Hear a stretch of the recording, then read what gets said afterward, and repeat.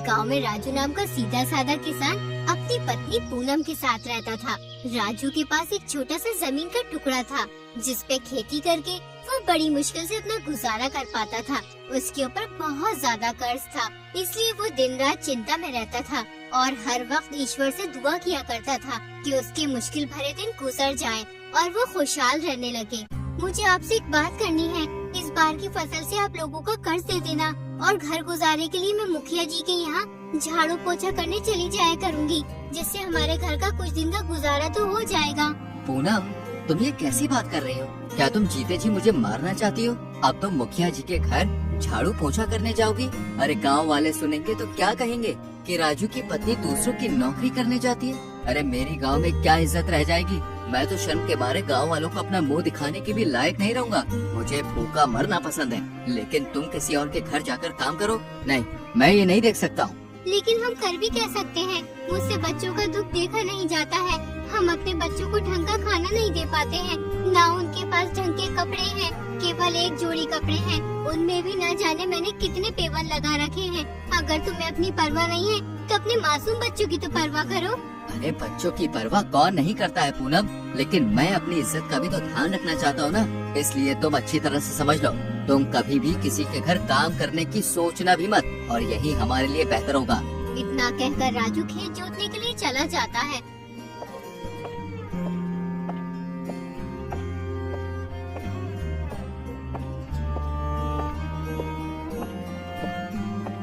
खुदा का करना ऐसा हुआ कि जब वो खेत पर पहुंचता है तो उसे एक साधु बाबा मिलते हैं। वो साधु बाबा बहुत प्यासे होते हैं। साधु बाबा राजू को टुकुर टुकुर देखने लगते हैं, फिर राजू से कहते हैं, तुम्हारे पास पानी है? मुझे बहुत तेज प्यास लगी है।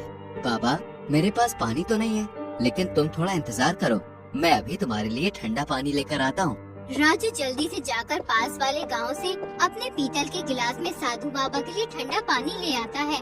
साधु बाबा ये सब देख रहे होते हैं, उन्हें राजू की हालत पर बहुत तरस आ रहा था। फिर वो राजू से पानी लेकर पी लेते हैं और वहाँ से चले जाते हैं। जैसे ही साधु बाबा राजू के पास से जाते हैं, पीतल का गिलास जो पहले गंदा सा था, अब वो सोने की तरह चमक रहा था।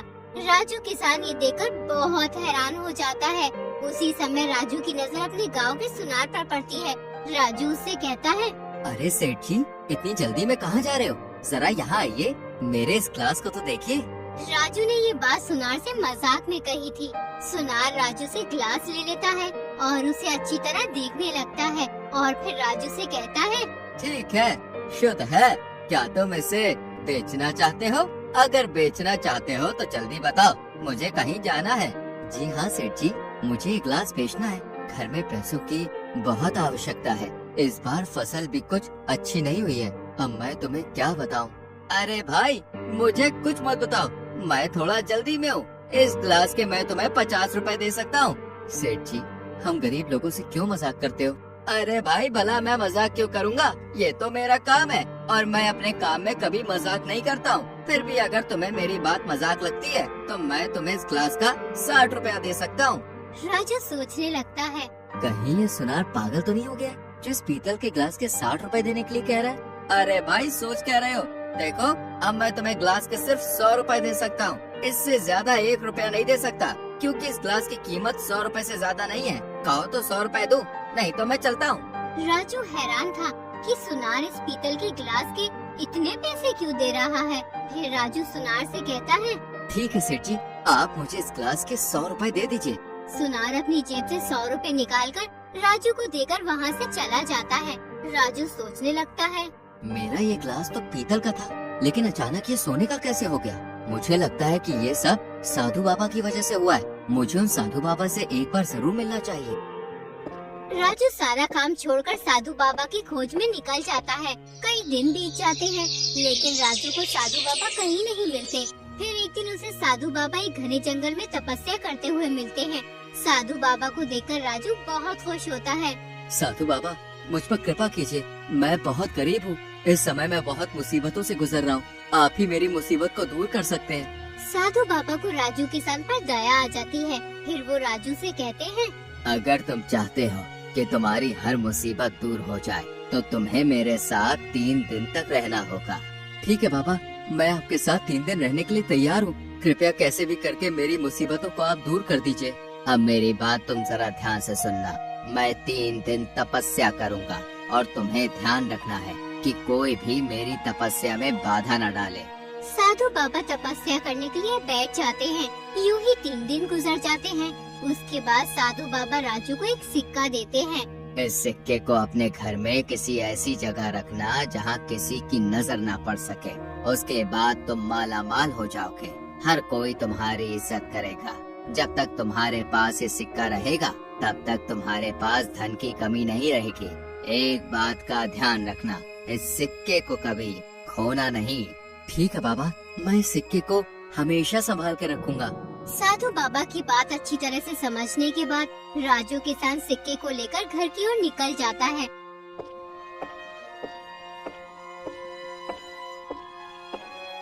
थोड़ी दूर चलने के बाद राजू को अपना पुराना दोस्त सुरेश मिलता है। राजू सोचने लगता है, क्यों ना मैं इस सिक्के को सुरेश को दिखा दूं? क्या पता उसे मालूम हो कि ये सिक्का मेरा कुछ भला कर सकता है कि नहीं। हाँ, एक बार सुरेश से पूछ लेता हूँ। पूछने में जाता ही क्या है। अरे भाई सुरेश। राजू ने वो सिक्का सुरेश को दिखाया और फिर उसे साधु बाबा की बात बताने लगा। अरे भाई सुरेश, मुझे ये सिक्का एक बहुत ही बड़े ज्ञानी साधु बाबा ने दिया है। उन्होंने मुझसे कहा है कि इस सिक्के को अपने घर में किसी ऐसी जगह रखना जहाँ किसी की भी नजर ना पड़ सके। उसके बाद मैं माला माल हो जाऊंगा। पूरे गांव में मेरी बहुत इज्जत होने लगेगी। तुम इस बात को किसी को बताना मत। तुम मेरे पुराने मित्र हो, बस मैं इसीलिए तुम्हें बता रहा हूँ। राजू की बात सुनकर सुरेश समझ गया कि इस सिक्के में जरूर कोई शक्ति है।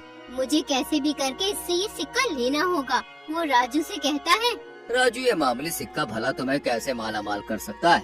अरे तुम एक काम करो, ये सिक्का तुम मुझे दे दो। हमारे गांव में एक बहुत ही ज्ञानी आदमी रहता है। मैं ये सिक्का उसे दिखाऊंगा। वो जरूर इस सिक्के की हकीकत बता सकता है। ठीक है सुरेश भाई, तुम ये सिक्का ले जाओ और उस ज्ञानी आदमी को दिखाकर मुझे कल लौटा देना।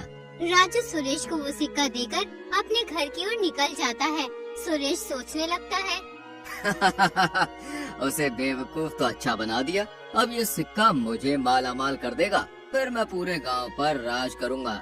आज तो तेरी किस्मत पलट गई सुरेश।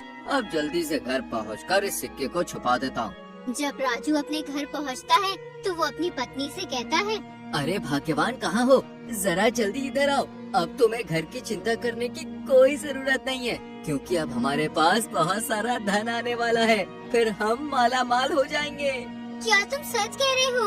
हमारे पास धन आने वाला है, लेकिन कहाँ से?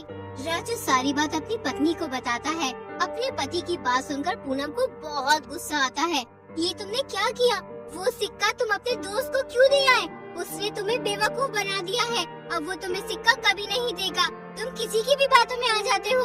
ऐ खुदा, मैं क्या करूं? तुम जल्दी सुरेश के घर जाओ और वो सिक्का किसी भी तरह उसे लेकर आओ। तुम सही कह रही हो पूनम, मैं यूं ही किसी की भी बातों में आ जाता हूँ। उस मक्कार ने मुझे बेवकूफ बना दिया और मुझे पता भी नहीं चला। मैं अभी उससे वो सिक्का लेकर आता हूँ। राजू सुरेश के घर की ओर निकल पड़ता है। कुछ ही देर में वो सुरेश के घर पहुंच जाता है। फिर वो सुरेश से कहता है, अरे सुरेश भाई, क्या तुमने उस ज्ञानी आदमी से सिक्के के बारे में मालूम किया? तुम कौन से सिक्के की बात कर रहे हो? मैं कुछ समझ नहीं पा रहा हूँ। अरे सुरेश भाई, कल जो मैंने आपको सिक्का दिया था, मैं उसी सिक्के की बात कर रहा हूँ। तुमने मुझसे कहा था कि तुम सिक्के को ज्ञानी आदमी को दिखाओगे। अरे क्या तुम मुझे बेवकूफ समझते हो जो फालतू में मेरा समय बर्बाद कर रहे हो? तुमने मुझे सिक्का कब दिया? कहीं ख्वाबों में तो नहीं दिया था? फालतू में आ गए बकवास करने। ना जाने कहाँ से चले आते हैं ये लोग। सुरेश की बात सुनकर राजू के होश उड़ जाते हैं। राजू बहुत चिल्लाता है, लेकिन सुरेश उसकी एक नहीं सुनता। उसे पागल बताकर अपने घर से भगा देता है। उसके बाद राजू बहुत पछताया और परेशान हो गया। सोच विचार के बाद वो दोबारा साधु बाबा की तलाश में निकल जाता है। कई दिन की तलाश के बाद उसे साधु बाबा फिर मिल जाते हैं। बाबा, मैं लुट गया, बर्बाद हो गया। मैं उस सिक्के की हिफाजत नहीं कर पाया। मैं एक आदमी के बहकावे में आ गया। मैंने वो सिक्का उसे दे दिया, लेकिन अब वो मेरा सिक्का देने से मना कर रहा है। तू बहुत नादान है बेटा। उसने तेरा पागल बनाया और तूने उसे सिक्का दे दिया। अगर तू ऐसे ही सीधा बनकर रहेगा तो कोई भी तुझे पागल बना कर चला जाएगा। इस दुनिया में सीधे लोगों को कोई जीने नहीं देता, इसलिए कभी किसी को अपना राज मत बताना, चाहे वो तुम्हारा कितना ही प्रिय मित्र या जानने वाला हो। साधु बाबा ने अपनी शक्तियों के जरिए सुरेश को अपने पास बुला लिया और फिर सुरेश से कहा, क्यों रे कमीने, तूने सीधे साधे इंसान को क्यों लूटा? ये तुझे अपना सच्चा मित्र मानता था, इसलिए अपना राज तुझे बता दिया और तूने इसके साथ धोखा किया। अरे तुझे इसकी सजा मिलनी चाहिए। मैं तुझे श्राप देता हूँ। साधु बाबा सुरेश को श्राप देने ही वाले होते हैं, लेकिन राजू बाबा को रोक लेता है। बाबा, आप इसको श्राप मत दो। अगर आप इसे श्राप दोगे तो इसके बीवी बच्चे इसकी वजह से परेशान हो जाएंगे। राजू की ये बात सुनकर सुरेश बहुत दुखी होता है। साधु बाबा से अपनी गलती की माफी मांगता है। उसके बाद राजू को सिक्का दे देता है और वहाँ से चला जाता है। अच्छा बाबा, अब मुझे भी चलना चाहिए, मुझे जाने की आज्ञा दीजिए। साधु बाबा राजू को जाने की आज्ञा दे देते हैं। राजू अपने घर पहुंचकर अपनी पत्नी से कहता है, पूनम, ये देखो, मैं वो सिक्का ले आया। अरे उस बदमाश ने तो मुझे सिक्का देने से मना ही कर दिया था। फिर मैं साधु बाबा के पास गया, तब कहीं जाकर मुझे ये सिक्का मिला। लो, तुम जल्दी से सिक्के को किसी ऐसी जगह छुपा दो जहाँ किसी की नजर न पड़े। पूनम ऐसा ही करती है। वो सिक्के को ऐसी जगह छुपाती है जहाँ किसी की नजर न पड़े। उसके बाद राजू 1 महीने में ही अपने गांव का बहुत बड़ा व्यापारी बन जाता है। गांव वाले उसकी बहुत इज्जत करने लगते हैं।